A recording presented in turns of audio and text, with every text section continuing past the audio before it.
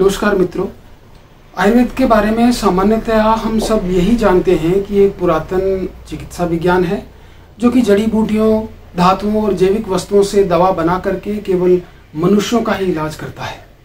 मित्रों, आपको जानकर के बहुत सुखद आश्चर्य होगा कि विदेशियों द्वारा लूटे जाने के बावजूद ऐसे बहुत सारे ग्रंथ उपलब्ध हैं जिनमें वनस्पतियों और पशुओं का इलाज करने का विस्तृत वर्णन मिलता है, जिसमें पशुओं के लिए गवायुर्वेद, गज आयुर्वेद, अश्व आयुर्वेद तथा वनस्पतियों के लिए वृक्ष आयुर्वेद, कृषि पाराशर आदि ग्रंथ उपलब्ध हैं। साथ ही वैदिक वाङ्मय में भी संबंधित वर्णन मिलता है। दोस्तों, इन्हीं वनस्पति से संबंधित ग्रंथों से प्रेरित होकर के अनेक विद्वानों ने एक बार फिर से भारत के प्राचीन विज्ञान का लोहा मनवाया है तथा पेड़ पौधों के रोगों के वात, पित्त और कफ को समझकर आयुर्वेदीय चिकित्सा के सूत्र सामान्य किसान को दिए हैं।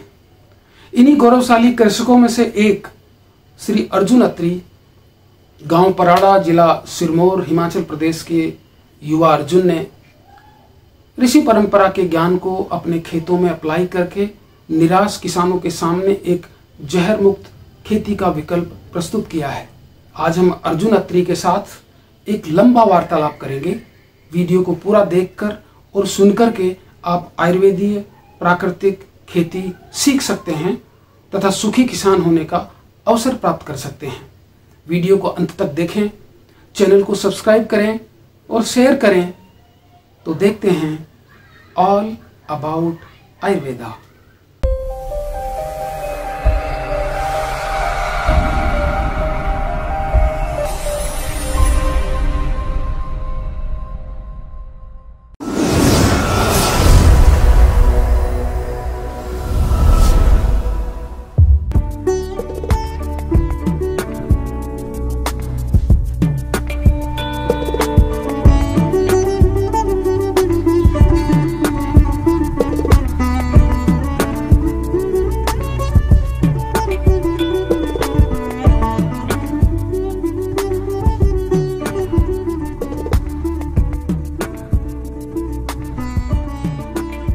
और शिमला मिर्च की जो ये वैरायटी हमने लगाई है, इसमें सबसे पहले हमने इस खेत को तैयार किया अच्छे से।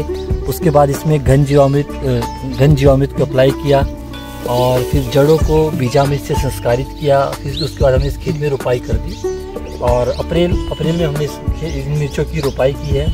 और उसके बाद हर 3 वीक के अंतराल पर हमने जीवामृत को अप्लाई किया है। और अभी कीड़ों से बचाने के लिए इसमें हमने अग्नि अस्त्र, जिसमें कि नीम की चटनी और उसके अलावा धतूरा और लहसुन, अदरक, हरी मिर्च की चटनी को गोमूत्र में पकाते हैं। इस प्रकार हमारा उसका प्रोसेस रहता है। और आप देख सकते हैं कोई कीट नहीं है, इसमें भरपूर फ्लोर लगा है।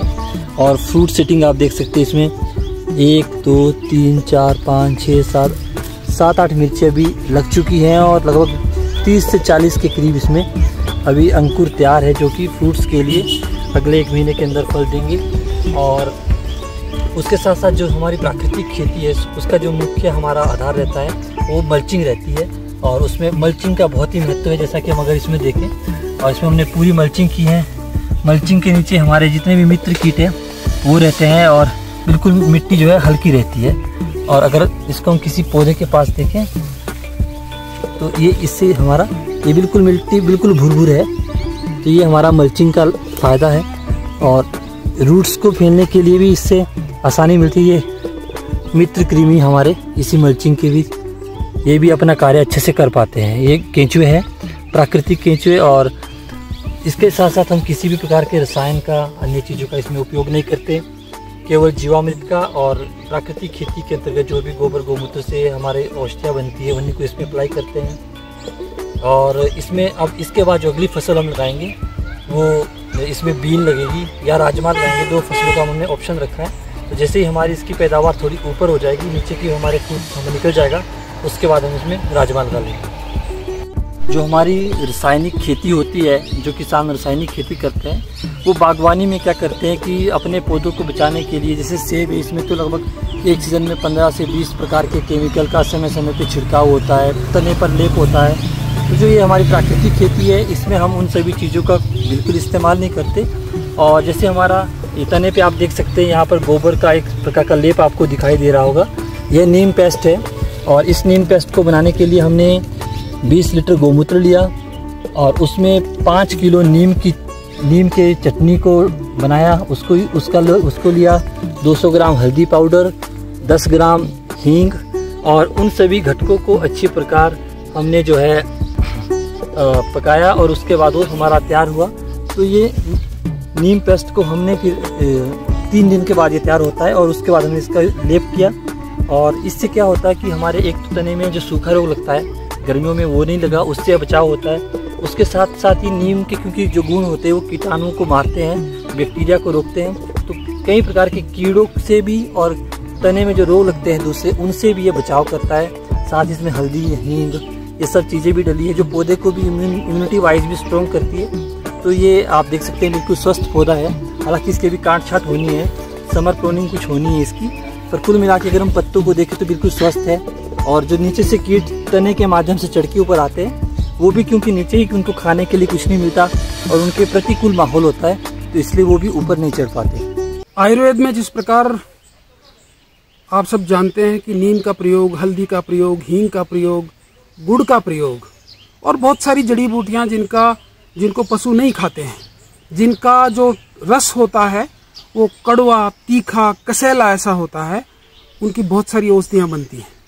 और ठीक उसी प्रकार अर्जुन जी ने उसी कंसेप्ट को ध्यान में रख करके और कुछ ऐसे मिश्रण तैयार किए हैं जो कि प्राकृतिक खेती की परिभाषा में आते हैं और उनके प्रयोग के द्वारा ही इन्होंने और इस पूरे खेत में अपने पौधों के पोषण को बढ़ाया है।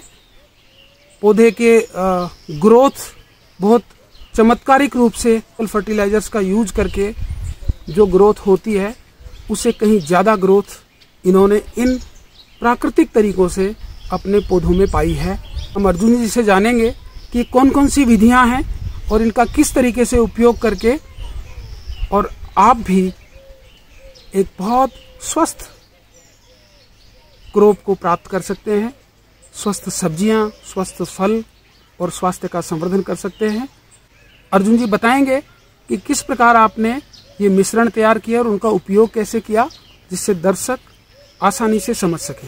डॉक्टर साहब और सभी किसान भाइयों को राम राम। राम राम जी। अर्जुन जी, आप ये जो खेती कर रहे हैं इसमें प्राकृतिक तरीकों से किस प्रकार से आप पौधों के सार्वदेहिक चिकित्सा करते हैं, एक तरीके से मैं मानूंगा।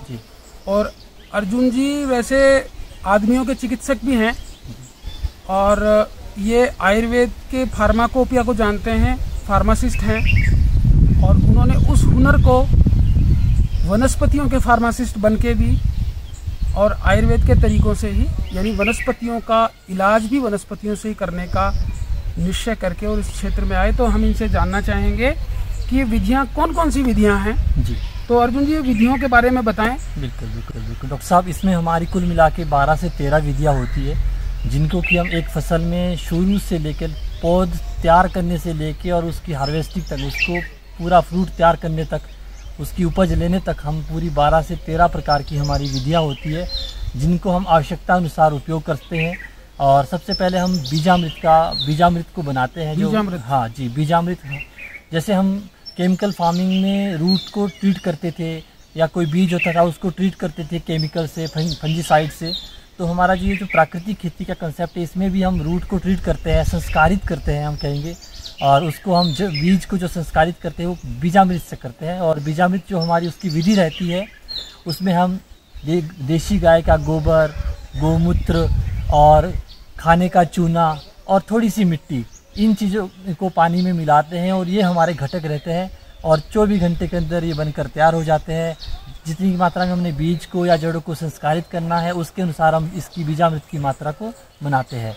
तो ये बहुत ही कारगर मेथड है। और इससे क्या होता है कि जब हम खाने का चूना वगैरह बीजामृत में डालते हैं तो वो जड़ों, और जब उस बीजामृत से जड़ों को ट्रीट करते हैं तो वो जड़ों में भी वो चूना कैल्शियम की एक लेयर बना देता है जिससे फंगस के रोग नहीं लगते। दूसरा पौधा भी जो उसको जड़ के समय आवश्यक होता है, जैसे बच्चे को, बालक को या गर्भवती को हम कैल्शियम देते हैं, आयरन देते हैं, हमारा विज्ञान भी ये कहता है।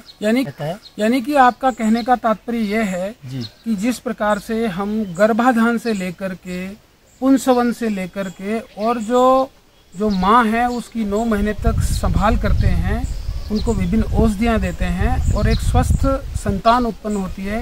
ठीक उसी प्रकार आप इन पौधों के लिए, आप इन वनस्पतियों के लिए उसके बीज रूप से ही उनकी सारी साज संभाल करते हैं और उन पर अपने प्रयोग करके और उनको हृष्ट पुष्ट निर्माण करते हैं। तो ये बीजामृत की बात हुई, यानी बीज को अमृत की तरह बना देना। बिल्कुल बिल्कुल सर। इसके बाद क्या करते हैं? इसके बाद डॉक्टर साहब, जैसे आपने अभी गर्भवती से भी तुलना करी और किस प्रकार हमारा बालक जो आएगा वो स्वस्थ हो, तो उसी प्रकार खेत भी हमारी क्या होती है, जो उसकी उपज है, जिसका परिणाम आना है, फल आना है, वो भी स्वस्थ कैसे हो, उसके लिए सबसे पहले हम जब खेत तैयार करते हैं उसमें घन जीवामृत हम डालते हैं। घन जीवामृत जैसे रासायनिक खेती में NPK, जिसको हम 12-32-16 या जर्मन मिक्सचर के नाम से भी अधिकतर किसान जानते हैं, उस खाद को डालते हैं अंतिम जुताई से पहले। तो इस प्राकृतिक खेती में हम घन जीवामृत को अंतिम जुताई से पहले 1 एकड़ अर्थात 5 बीघा में 200 किलो घन जीवामृत को डालते हैं। और उसकी जो विधि रहती है उसमें 100 किलो हम गोबर लेते हैं देसी गाय का, और उसमें 2 किलो गुड़, 2 किलो बेसन, थोड़ी सी मिट्टी और गोमूत्र आवश्यकता अनुसार ये घटक डालते हैं और उस चीज़ को हम खेत में अप्लाई करते हैं। अच्छा, तो ये आपका एक दूसरा तरीका हुआ जिसमें आप उस भूमि को स्वस्थ करते हैं। बिल्कुल। तो बीज को स्वस्थ किया, भूमि को स्वस्थ किया, और उसके बाद आपका अगला कदम क्या होता है? हमारा अगला कदम ये होता है कि हमारा खेत अच्छे से तैयार हो गया, हमने बीज को भी अच्छे से संस्कारित किया, अब हमारी पनीरी तैयार हो चुकी है। जैसे मान लीजिए हमने गोभी लगाई, अब हमने जो बीजों को संस्कारित किया था, फिर हमने उसको एक छोटी सी पौधशाला में बीज को तैयार किया पनीरी के रूप में। अब उस पनीरी को हम खेत में जब ट्रांसप्लांट करते हैं तो उनकी जड़ों को वैसे ही बीजामृत से संस्कारित कर फिर यहाँ रोपित करते हैं। अब हमारे को अगला जो विषय आता है, जैसे केमिकल खेती, रासायनिक खेती में क्या होता है कि जैसे ही हम बीज पौध को खेत में लगा लेते हैं, उसके बाद हम खेत में हर्बिसाइड का यूज़ करते हैं, खरपतवार नाशक, ताकि खेत में खरपतवार ना हो। तो खरपतवार के लिए हमने इस खेत में जैसे मल्चिंग आप देख सकते हैं, मल्चिंग करी है। तो ये हमने ये दूसरी मल्चिंग है, पहली मल्चिंग पौध लगाने के साथ ही कर लेते हैं, उससे खरपतवार नियंत्रण में रहते हैं और वो जो उन्होंने अतिरिक्त ऊर्जा खेती खानी थी वो भी बच गई। दूसरा फ़ायदा हमारी समय की बचत हो गई खरपतवार निकालने को, और तीसरी बचत हमारी ये हुई कि इस मल्चिंग के नीचे, इस आच्छादन के नीचे जो हमारा सूक्ष्म वातावरण बनता है, उस सूक्ष्म वातावरण में हमारे जो मित्र कीट है, केंचुआ है, बट्टू है, इस तरह के कई कीट है जो अपना कार्य दिन रात लगे रहते हैं, उनको एक अच्छा वातावरण मिल पाता है। और सबसे बड़ा लाभ इससे नमी बनी रहती है, खेत में पानी की बचत होती है, जो अभी जैसे हमारे प्रधानमंत्री जी कहते हैं कि 2022 तक किसानों की आय दोगुना करनी है।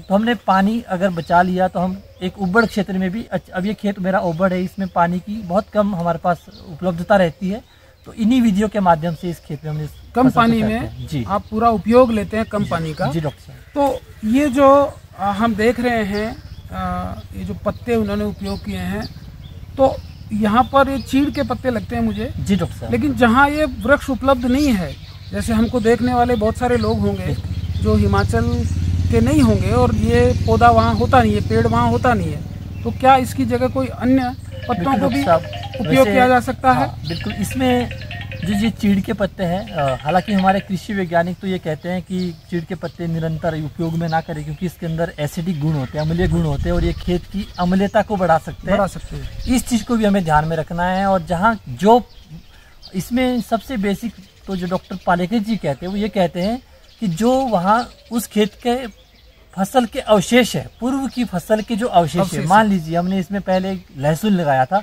तो लहसुन के जो ऊपर के अवशेष है, या जैसे हमारा मैदानी क्षेत्रों में क्या होता है, धान लगाते हैं, बाद में पराली भूसा उसका उपयोग करके उसी को मल्चिंग उपलब्ध है बिछाएंगे हम, जो हमारे यहाँ प्राकृतिक रूप से उपलब्ध है, उसी की मल्चिंग तैयार करके ऐसा किया जा सकता है। आपका कहने का मतलब जी, हम खेतों में जो हमारे साथ में ऊपर नीचे ऐसी घास उगती है जिसको हम पशु के लिए उपयोग नहीं करते, उस हरी घास को काट कर हम मल्चिंग के रूप में बिछा सकते हैं, उसका भी बहुत लाभ है। तो इस प्रकार जो भी आसपास की वनस्पतियाँ जिनको हम पशु नहीं खाते, या जो हमारे पास अतिरिक्त है, या जिसके पत्ते झड़े हैं, या जो फसल के अवशेष है, किसी भी वे में हम मल्चिंग हमें अवश्य करनी है। अच्छा, ये आपने 3 प्रयोग हमको बताए जी। अब इसके बाद क्या करते हैं? इसके बाद जो सबसे मुख्य हमारा उपयोग रहता है वो रहता है जीवामृत। और जीवामृत हमारा प्राकृतिक खेती का सबसे मुख्य टॉनिक है, सबसे मुख्य फंगीसाइड है और ये हर तरह के जो हमारे खेत के न्यूट्रिएंट्स है उसके बैलेंस को बनाए रखने में कारगर काम करता है। और जो ये जीवामृत रहता है डॉक्टर साहब, इसका जो हमारा बनाने का प्रोसीजर है, 200 लीटर एक हम पानी का ड्रम लेते हैं, तो उसमें हमारा 10 किलो देसी गाय का गोबर, 10 लीटर देसी गाय का गोमूत्र, 2 किलो गुड़ सड़ा हुआ हो, पुराना हो बहुत अच्छा है, या गुड़ ना हो तो सड़े हुए फल भी हम ले सकते हैं। हमें केवल मिठास लेनी है जीवाणुओं के लिए, जो उसको खाने के लिए मिले। और उसमें 2 किलो बेसन और थोड़ी सी पेड़ के नीचे की नीम, बरगद का पेड़ हो या कोई बहुत पीपल का पेड़ हो या कोई पुराना वृक्ष आसपास जो भी प्रकृति के हमारे आसपास होता है, उस पुराने वृक्ष के जड़ के पास की मिट्टी थोड़ी सी 200 ग्राम तक अधिकतम, उसको हमने लेना है और ड्रम में डालना है और इसको अच्छे से सुबह शाम 2 मिनट हिलाना है। 5 दिन के अंदर ये हमारा बनकर तैयार हो जाता है और उसके बाद अगले 7 दिनों तक हम इसको उपयोग कर सकते हैं। तो ये जीवामृत जो हमारा डॉक्टर साहब बन के तैयार होता है, ये हमारे पौधों में यूरिया का, NPK का और जितनी भी हम कैल्शियम, मैग्नीशियम, सल्फर और जैसे बागवानी में क्या करते हैं हमारे किसान भाई, वो माइकारोजा और इस तरह के कई प्रकार के इंजाइम्स का और उन चीज़ों का यूज़ करते हैं पौधे की ग्रोथ को बढ़ाने के लिए, पौधे की पाचन शक्ति को बढ़ाने के लिए। लेकिन ये जो हमारा जीवामृत है ये चमत्कारिक परिणाम देता है। ये पौधे की ग्रोथ बिल्कुल एकदम दौड़ती है इसके उपयोग से। और जिन खेतों में 2 या 3 साल पहले से जीवामृत उपयोग हो रहा है, उस खेतों में तो चमत्कारिक परिणाम आते हैं जीवामृत में। हाँ, जिन खेतों में शुरू का हमारा हो रहा है वहाँ पर प्राकृतिक खेती अगर हम कर रहे हैं और खेत हमारा पहले केमिकल खेती पर था, वहाँ ध्यान इस बात का रखना है कि हमें निरंतर 3 सप्ताह के पश्चात जीवामृत को अवश्य उपयोग करना है। और इसमें जो उसकी मात्रा रहेगी वो 200 लीटर का जो हमने ड्रम बनाया वो हमारा 1 एकड़ अर्थात 5 बीघा के लिए, मतलब 1 बीघा के लिए 40 लीटर पर्याप्त है। और इसमें कोई खर्चा भी नहीं आता है, हाँ, क्योंकि गाय आपके घर की, आप किसान हैं तो गाय आपके पास है। और हाँ, अर्जुन जी कहते हैं कि वो गाय देसी गाय होनी चाहिए, उसका जो गोबर है, गोमूत्र है, वो देसी गाय का होना चाहिए। तो अर्जुन जी, जैसे हम आयुर्वेदिक औषधियों में, लगभग औषधियों में गोमूत्र की भावना देते हैं, जैसे संजीवनी वटी है, संजीवनी वटी में गोमूत्र की भावना देते हैं। बहुत सारी औषधियाँ हैं जो गोमूत्र की भावना देने से उनके गुणों में बहुत वृद्धि हो जाती है। ठीक उसी प्रकार गोमूत्र की भावना, गोबर, इसका उपयोग हम वनस्पतियों के लिए औषधि तैयार करने में अर्जुन जी चमत्कारिक रूप से कर रहे हैं।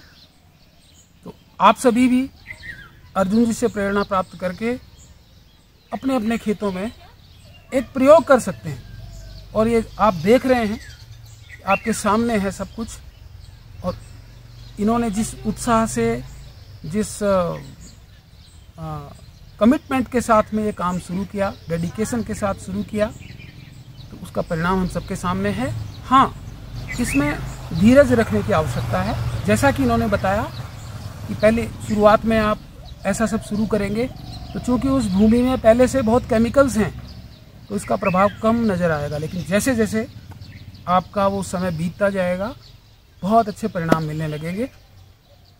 अच्छा, इसके बाद आप अगला प्रयोग जीवामृत के बाद में? जी डॉक्टर साहब, जीवामृत के बाद हम जो अब अगला हमें पौधे को आवश्यकता रहती है वो कीटों से बचाव की रहती है। हमारी फसल की मुख्य जो समस्या आती है किसी भी फसल में, वो चाहे बागवानी की हो या खेती नगदी फसल हो, उसमें कीटों का प्रकोप जो है वो आतंक मचाता है। उससे बचाव के लिए हमें कीट सुरक्षा जो हमारी रहती है, तो हमारा जो ये प्राकृतिक खेती का कंसेप्ट है, इसमें हम मुख्यतः 4 प्रकार के कीटनाशकों का उपयोग करते हैं और उनको हम स्वतः बनाते हैं घर में, अपनी वनस्पतियों से, अपने आसपास के वातावरण में, ऐसी वनस्पतियों से जिनको पशु नहीं खाते और जो कि अनुपयोगी होती है, वही हमारे इस प्राकृतिक खेती में बहुत उपयोगी है।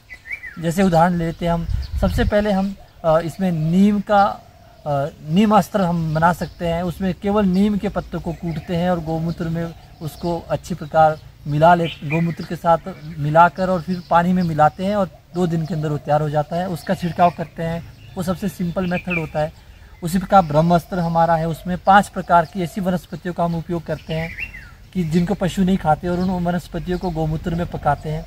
इसी प्रकार हमारा अग्नि अस्त्र आता है। अग्नि अस्त्र ये फिर ब्रह्मास्त्र से और थोड़ा स्ट्रॉन्ग हो जाता है। इसमें ये कई प्रकार के कीटों की रोक करता है, जो सूक्ष्म है कीट है या जो हमारे मुख्य कीट है, उन सभी को रोकता है। अग्नि अस्त्र में हमारी जो विधि रहती है, जैसे मान लीजिए हमने गोमूत्र लिया, उसमें हम नीम की चटनी लेंगे, तंबाकू का पाउडर लेंगे, लहसुन, हरी मिर्च और अदरक की चटनी लेंगे और थोड़ा सा हींग डालेंगे, तो ये हमारी अग्नि अस्त्र की चटनी प्रोसीजर रहता है। और ये इतना इफेक्टिव रिजल्ट, पिछले वर्ष हमने खीरा लगाया और इतना भयंकर खीरा हुआ और केमिकल वाले कीट से नहीं बचा पाए, फ्लोर नहीं टिका पाए और हमारा खीरा इतना अच्छा हुआ कि हमारे माननीय उस समय के जो कृषि निदेशक थे डॉक्टर देशराज शर्मा जी, वह जब विजिट पर आए और उन्होंने खीरा देखा खेत में तो बहुत ही अप्रिशिएट भी किया और काफ़ी उत्साहित हुए वो भी उसको देखकर, और काफ़ी अच्छा परिणाम आया।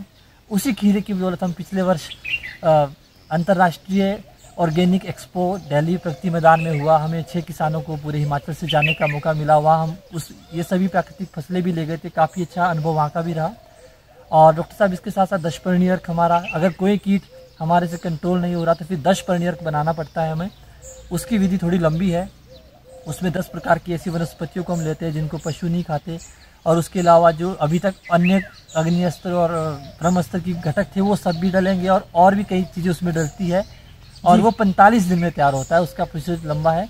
और इन सभी कीटनाशकों की 6 महीने की वैलिडिटी हम एक बार बना लेते हैं, पूरा सीज़न हमें बनाने की आवश्यकता नहीं रहती और बहुत कम मात्रा में 1 लीटर दवा का उपयोग 40 लीटर पानी में करके हम छिड़काव करते हैं, तो इसलिए दवा लगती भी कम है। और एक डॉक्टर साहब इसी के साथ अगला जो विषय हमारा आना था जी डॉक्टर साहब, हमारा जो फसल सुरक्षा में आगे की जो हमारे को समस्या आती है, जैसे अभी बरसात आनी है और हमारे को फफूंद के रोग परेशान करते हैं, फंगस लग जाती है। शिमला मिर्च में अधिकतर, टमाटर में फफूंद के रोग बहुत अटैक करते हैं, ये गोभी है इसमें उतना अटैक नहीं होता। परंतु जो हमारा फफूंद का मुख्य प्राकृतिक खेती में हमारा रहता है वो खट्टी लस्सी। केवल हम 6 दिन पुरानी खट्टी लस्सी लेते हैं और उस खट्टी लस्सी को एक पंप में, मान लीजिए 18 या 20 लीटर का हमारा छिड़का पंप है, तो उसमें मात्र 700 से 800 ml खट्टी लस्सी डलेगी और उसमें हम 2 लीटर जीवामृत भी डाल देते हैं। जीवामृत भी फफूंद नाशक का काम करता है और वो टॉनिक का काम भी करता है। तो बहुत ही सरल है फफूंदों से बचाने के लिए। कहाँ हम रासायनिक खेती में हज़ारों रुपए का छिड़काव करके फसल को नहीं बचा पाते, और प्राकृतिक खेती में आप देखिए इसमें कोई कीट नहीं है, कोई इसमें किसी प्रकार का फफूंद का रोग नहीं है, बिल्कुल शाइन कर रहा है ये पौधा, बिल्कुल नेचर। बहुत सुंदर लग रहे हैं पौधे, हाँ, दिखने में बहुत सुंदर है। और अभी आपने कहा था कि ये हमारा वनस्पतियों से जुड़ा है। आयुर्वेद तो कहता है ये प्रोजनम चास्य स्वस्थस्य स्वास्थ्य रक्षण मातुरस्य विकार प्रशमनम चा, तो स्वस्थ रोगी के स्वास्थ्य की रक्षा और यदि कोई बीमार हो जाए तो उसका उपचार, ऐसा ही वनस्पतियों में भी होता है। तो यहाँ भी अगर हम प्राकृतिक खेती का जो हमारे उसमें घटक है उनका उपयोग, या अगर तो हमारी फसल स्वस्थ है तो उसके स्वास्थ्य को मेंटेन करने के लिए उपयोग करते हैं, और यदि वो बीमार हो भी जाए, उसमें कीट लग भी जाए, फफूंद के रोग लग भी जाए, तो उनको ठीक भी हम प्राकृतिक खेती में भी वही आयुर्वेद की विधि के द्वारा हम कर सकते हैं। बहुत अच्छा अरविंद जी बता रहे हैं कि स्वस्थस्य स्वास्थ्य रक्षणम, यानी स्वस्थ व्यक्ति के सेहत की सुरक्षा करना, और आतुरस्य विकार प्रशमनम च, यानी जो बीमार है उस बीमारी को ठीक करना। तो बिल्कुल ऐसे ही करते हैं ये भी, ऐसा इन्होंने कहा कि पौधों के स्वास्थ्य को बरकरार भी रखते हैं और जो बीमार पौधा है वो उसको स्वास्थ्य भी संवर्धन करते हैं, उसका इलाज भी करते हैं, वो सारा जड़ी बूटियों से करते हैं। तो बहुत अच्छा।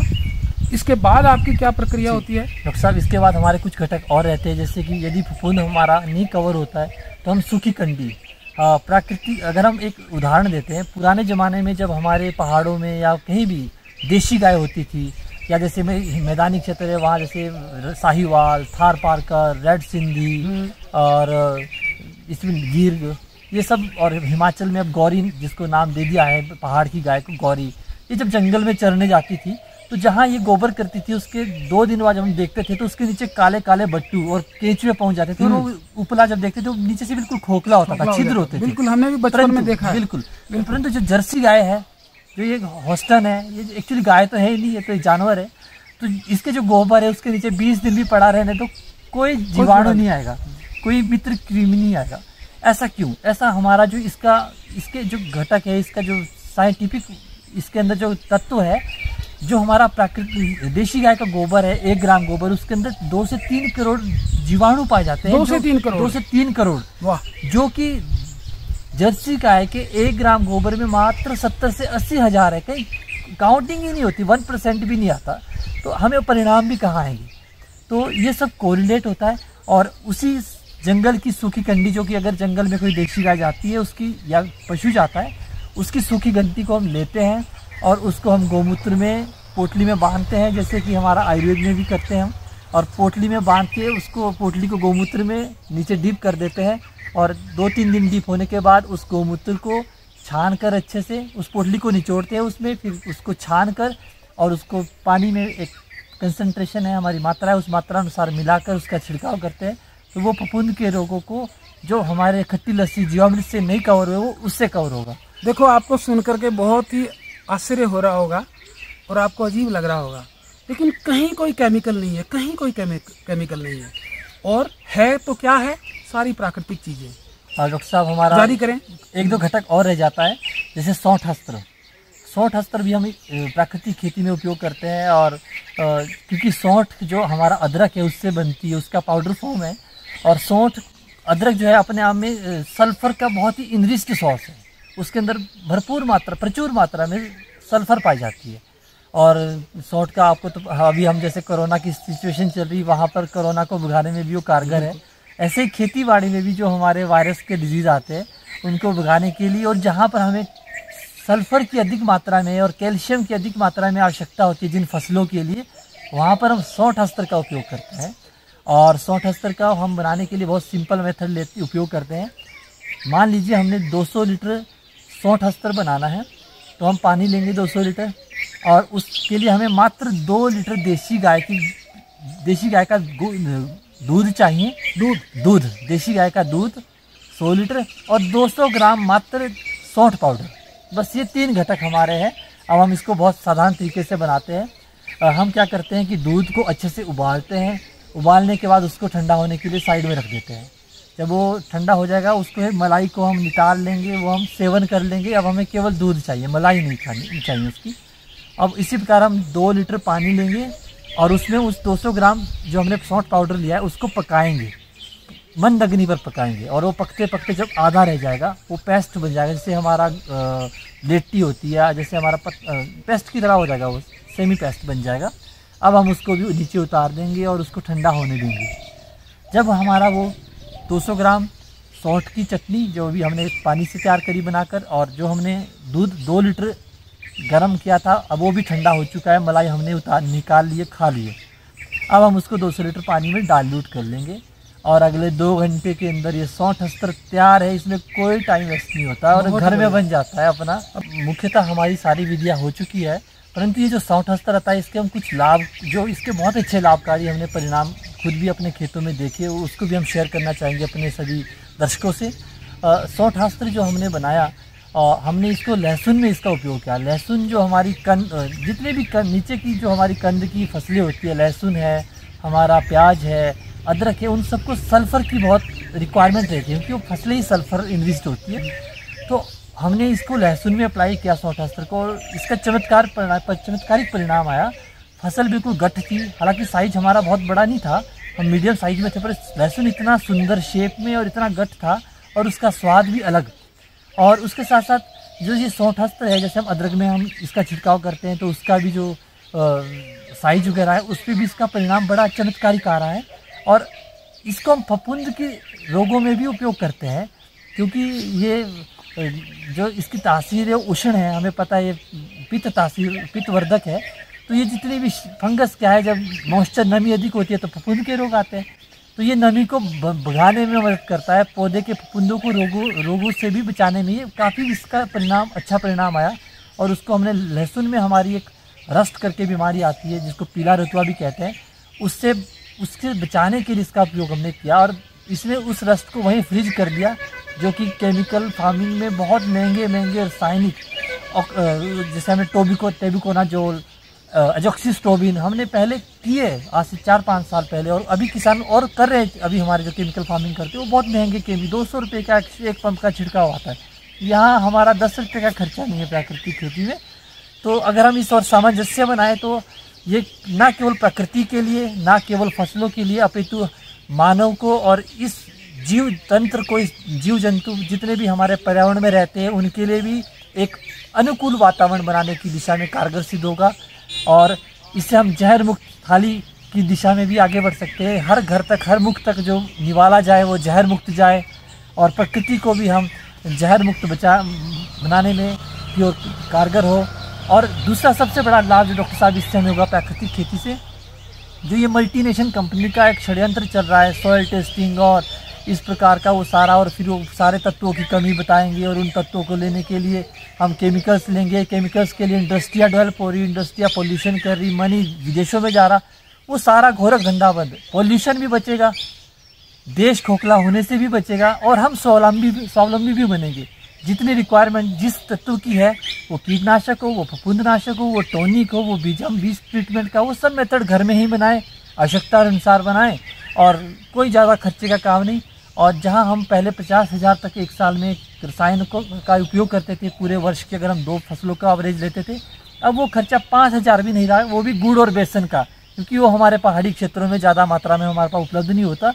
तो अन्यथा अन्य सभी खर्चे ना के बराबर इससे हो चुके हैं और इसीलिए इसको पहले शून्य लागत प्राकृतिक खेती का नाम दिया था, परंतु क्योंकि लागत शून्य नहीं रही, थोड़ी सी लागत रहती है, कई लोगों ने इस पर विवाद हुआ, तो फिर इसको बाद में बदलकर सुभाष पालेकर प्राकृतिक खेती SPNF करके इसको, इस कंसेप्ट को यहाँ चालू किया। अर्जुन जी देखो, जबरदस्त आपकी बात, पूरा दिमाग को खोलने वाली आपकी बात। और हमने सुना है कि बहुत सारे किसान महाराष्ट्र में और मध्य प्रदेश में ऋण लेकर के आत्महत्या करते हैं और उस आत्महत्या का मूल कारण शायद एक ये भी हो सकता है कि वो बहुत राशि खर्च करके, बहुत पैसा खर्च करके जो केमिकल्स लेते हैं और फिर फसल किसी कारण से नहीं हो पाती तो उनको आत्महत्या करनी पड़ती है और इसका फ़ायदा होता है मल्टीनेशनल कंपनीज़ को। तो ये आँख खोलने वाला एक इंटरव्यू, अगर आप इन बातों को अपनाते हैं, प्रयोग करना शुरू करते हैं, तो ये निश्चित है कि जो परिणाम आज आपके सामने ये फसल मेरे पीछे दिख रही है, अर्जुन जी ने किया है बाई चॉइस। इन्होंने जो सरकारी नौकरी होती है उस तक के लिए अप्लाई नहीं किया और बाई चॉइस इन्होंने इस काम को अपनाया और एक मार्गदर्शन सबके लिए हो सकता है। तो अर्जुन जी, अंत में आप इसको कंक्लूड करें और बताएं कि और इसमें क्या किया जा सकता है या और क्या इसके फ़ायदे हो सकते हैं। जी डॉक्टर साहब, जो ये प्राकृतिक खेती है इसमें अभी हम किसानों को सभी से, एक तो जितने किसान भाई अभी जो अधिक रासायनिक खेती में परेशान आ रहे हैं उससे, क्योंकि इसके दुष्परिणाम रासायनिक खेती के क्विक आ जाते हैं, जैसे छिड़काव करेंगे चेहरे पे एकदम बीमारी आ रही है और कई तरह के चमड़ी के रोग हो रहे हैं, वो क्विक रिजल्ट है, कईयों को उल्टी वगैरह साथ ही लग जाती है। प्राकृतिक खेती में हम उन सबसे तो बचाव हमारा है ही है, अपना स्वास्थ्य सुरक्षा तो है ही है।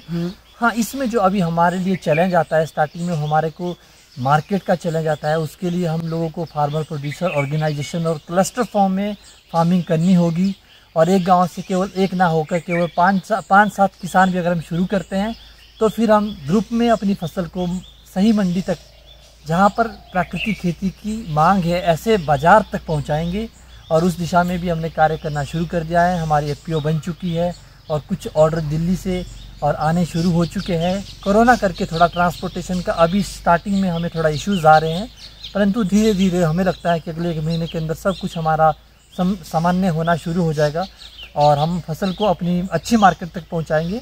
और इसमें एक उदाहरण और दे देता हूँ, हमारे राजगढ़ क्षेत्र के कुछ किसान भाई हैं जो प्राकृतिक खेती कर रहे हैं, जिसमें मैं नाम लेना चाहूँगा। राजपाल भाई है, शिलाई से कपिल भाई है, पछाड़ से कौशल दत्त भाई है, बहुत अच्छा कर रहे सभी किसान भाई।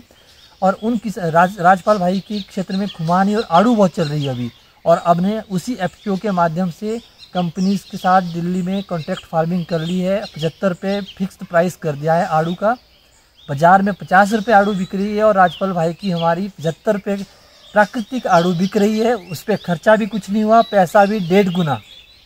ऐसा ही इन सभी फसलों में भी हमें करने की आवश्यकता है। हमें इस खेती बाड़ी को एक परंपरागत खेती से ना जोड़कर इसको एक इंडस्ट्री के रूप में लेने की आवश्यकता है। ये एक बहुत बड़ा उद्योग है। आज हर व्यक्ति चाहता है कि वो स्वस्थ रहे, हर व्यक्ति हेल्थ कॉन्शियस होने की और बढ़ रहा है, उसको अपने स्वास्थ्य की चिंता है और हम उस दिशा में अच्छा अगर पौष्टिक आहार, स्वच्छ आहार अगर त्याग करते हैं तो हमें उसके लिए एकत्रित होकर उसको बाजार उन लोगों को तलाश कर उन तक पहुंचाने की दिशा की ओर भी कार्य करने की आवश्यकता है। और सभी किसानों को और जो इस वीडियो को देख रहे हैं उन दर्शकों को यही मैसेज देना चाहूँगा कि प्राकृतिक खेती बिल्कुल साइंटिफिक एक विधि है। इसके अंदर प्रत्येक तरह के शुरू से लेकर अंत तक फसल सुरक्षा के उपाय है।